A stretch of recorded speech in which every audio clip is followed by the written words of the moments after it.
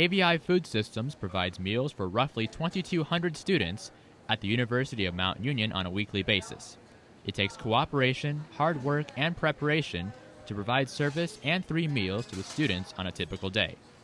In order to prepare the kind of quality that AVI is known for across the Northeast Ohio area, Director of Food Services Stephen Beatty and the AVI staff use fresh ingredients to create their homemade culinary treats for the students of Mount Union. Campus-wide, anything that involves food, from the catering, retail, and also board dining, student feeding. Actually, we have a team of culinarians that are on staff that are directly responsible for writing recipes, production systems, and also implementation of the menu. Executive Chef Mark Laskowski is in charge of keeping the quality of food up to AVI standards. I go and make sure that I go around to each station with my handful of spoons and knives and usually spoons and forks, and taste everything to make sure that all flavor profiles are correct, make sure that things have enough salt or not too much salt, make sure that the recipes that we have, and we have standard recipes, have been executed properly. And then also to make sure that I coach the cooks and my assistants, sous chefs that I have, into making sure that we're ready to handle what we expect, because we have a forecast for each day, because we keep very accurate records of what we do on a daily basis. In order to pick the menu, the AVI staff gathers opinions, numbers, and data to help create a menu that the masses would enjoy. What we do is we do a 4-week menu cycle for every semester, okay, and then we have specials and things like that. But what we do is we have each meal based on, lunch, dinner, breakfast. We have those areas that are open to the students as needed in the dining hall. For instance, on a Sunday, it would be a cut-down version. We would have the core 4, as we say, deli, home-style, salads, and grill. And then during the regular week, when we have everybody here and we have our greatest amount of students here, what we do is we have every station open, and we have a prediction based on past history of how many people will be here.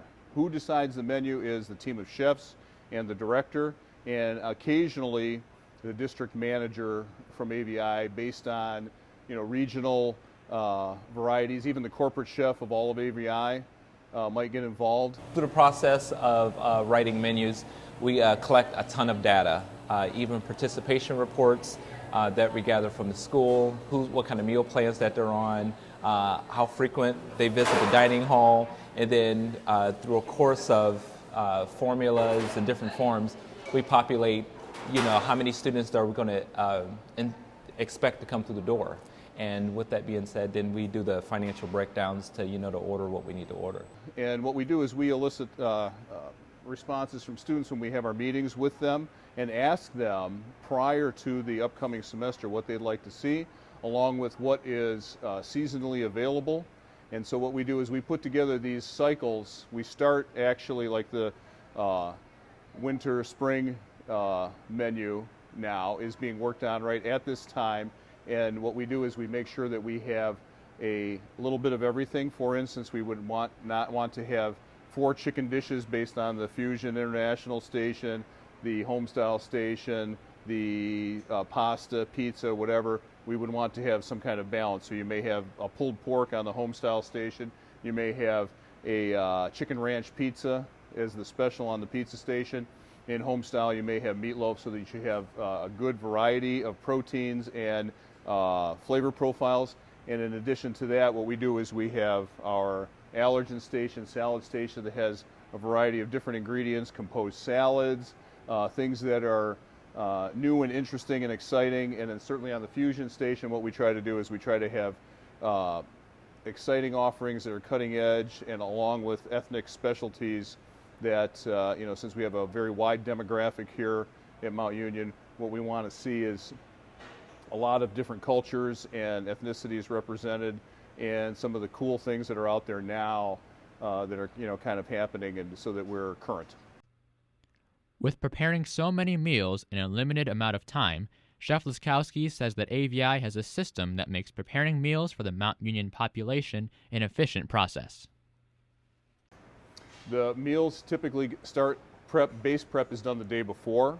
Okay, so everybody who runs a station, so if you are the individual, I'm standing in the international station. So Jeremy is our international station cook tonight. He already is prepping tomorrow for lunch.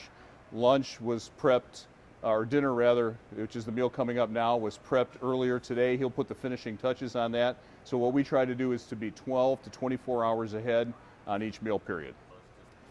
It depends on the degree of difficulty for each meal. So something like chicken fingers would take, and we make them fresh, so if we did chicken fingers, it might start 2 days before where the chicken is cut, and then the day before they would be breaded, and then the day of they would be cooked. That would be probably a 4 to 6 hour process.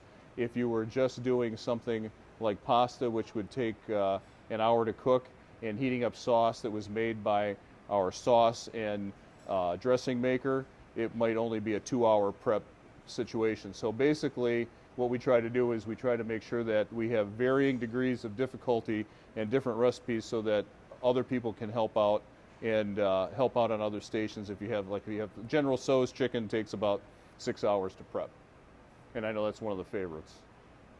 So yes, the answer is yes. Everything, I mean, eggs don't come out of a box in a can. They aren't already cooked. We boil our own eggs for egg salad.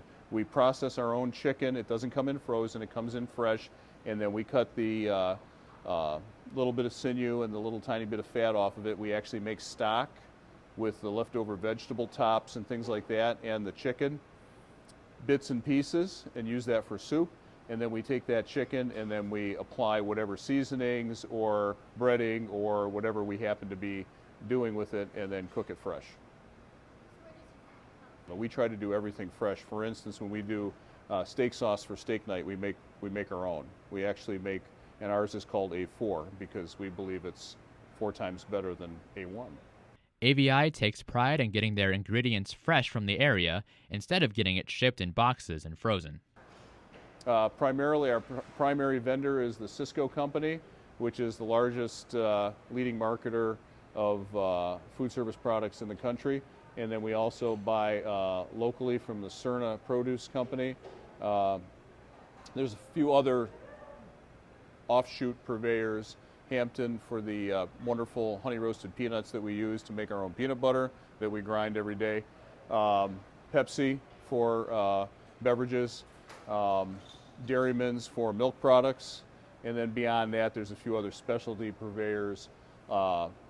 Premier Produce for some, oddball things, but most of the things that we get, Cisco can acquire for us. So like quinoa, which I was talking about, the crunchy quinoa. Quinoa is a South American grain. You may or may not be familiar with it, but Cisco can bring that in. It's not one of the things that they stock normally, but because it's become a hot commodity now, we order it, and within a week's time we get it.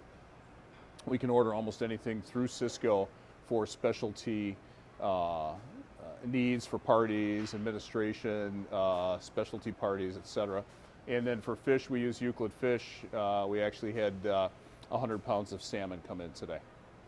We order 3 times per week with our main purveyors so that the food is as fresh as possible. The AVI standard is for fresh food not to be on the shelf longer than 3 days.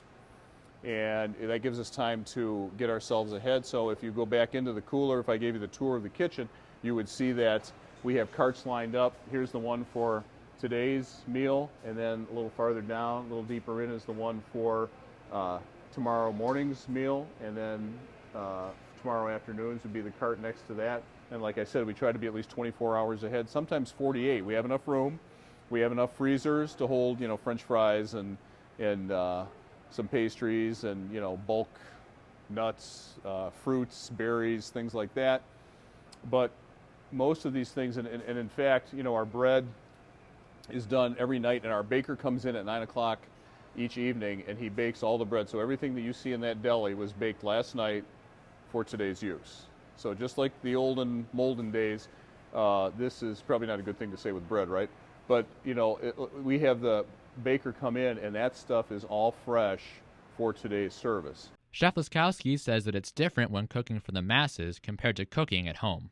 Completely different. A lot of people say, that I'm a cook at home and I love to cook and I love to do this gourmet stuff. And working in a kitchen, you have to have plenty of space. You have to have all the implements to open large boxes, cans, 40-pound cases of fresh chicken breast. You have to have knives to manipulate and cut that into the sizes that you need. You have to have mixing capabilities, large mixers. The AVI team hires student workers to help make the meals and to learn the ropes of culinary excellence.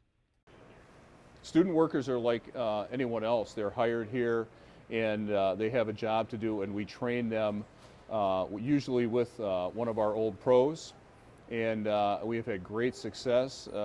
Typically, if you're a Mount Union student, you're highly motivated, and usually anybody who's in food service has had some experience in it before. Those who don't get it or don't like it, typically we don't suggest that they work here, but I've had great success with the students. They're enthusiastic, and we train them with some of our best people. And the other thing I need to tell you about Mount Union is it has been the training ground for AVI to train people on our fresh program. My favorite part of my job is teaching. I've been doing this a long time. This is year 37 for me, and being a chef is, to me now, is about applying my craft and taking the people that I have working for me and making them better and getting them to the next level. So if you're a base cook and all you've ever done is grill, I want to teach you about pasta. And I want to teach you about homestyle, and I want to teach you about roasting and all the different methods of cooking. And then I want to take those people that maybe have only worked in the salad area and teach them about hot foods. The idea is to get everybody more well-rounded, cross-trained, and to a higher level. And just before I came out here for this interview, I was teaching some folks how to put together Mediterranean potato salad, crunchy quinoa salad for tomorrow's menu, or tonight's in case we run out of anything on this allergen station here. And I was checking with the sous chefs to make sure that we were ready for the parties that are coming up tomorrow, and making sure that we have all our ingredients ready on carts, lined up, properly handled, and ready to go. So for me, the big thing is really training and getting people who invest their careers and love what they do to their next level. Chef Laskowski says that even after 37 years, his job is still interesting, and he enjoys creating recipes and teaching others the art of cooking. The thing that I like about it is I love what I do. I love teaching the chefs that I work with. We have a great camaraderie here, and I've been here for a year and a half. At one time, I was the chef of the entire Cleveland Clinic, and I actually have more fun doing this job here because I'm, dealing with students. I'm dealing with a staff on a daily basis, and I'm not talking to people on conference calls in a variety of locations in a complex that is enormous. It's one big dining hall with a little bit of catering and a few parties, and we do wonderful things for football brunches and that sort of thing. So it's really actually fun. It's fun. It's still fun after 37 years for me to come up with new recipes and to cook and to be vital.